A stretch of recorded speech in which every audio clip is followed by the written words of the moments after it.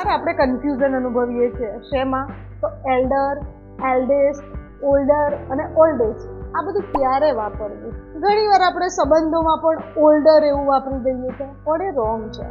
જો કૌટુંબિક સંબંધોમાં કોઈ આપણાથી મોટું છે અથવા કોઈ એક વ્યક્તિ અન્ય વ્યક્તિથી મોટું છે તો આપણે એની માટે એલ્ડર વાપરીએ છીએ. પરંતુ જો એ વ્યક્તિ કુટુંબમાં સૌથી મોટું છે તો એલ્ડેસ્ટ વાપરીએ છીએ.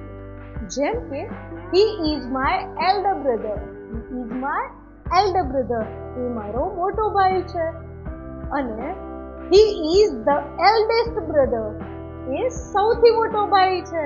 પરંતુ કોઈ તમારાથી ઉંમરમાં મોટું હોય અથવા તો કંઈક વસ્તુ ના કરતા જૂની હોય ત્યારે આપણે એને ઓલ્ડના સેન્સમાં આપણે ઉપયોગ લઈએ છીએ. ઓકે, જેમ કે કોઈ વસ્તુ કરતા જૂની છે તો ઓલ્ડર વપરાય છે.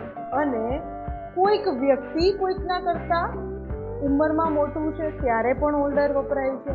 કોઈક વ્યક્તિ કોઈકથી ઉંમરમાં સૌથી મોટું છે તો ઓલ્ડેસ્ટ વપરાય છે. અથવા તો કંઈક સૌથી જૂનું છે તો ઓલ્ડેસ્ટ વપરાય છે.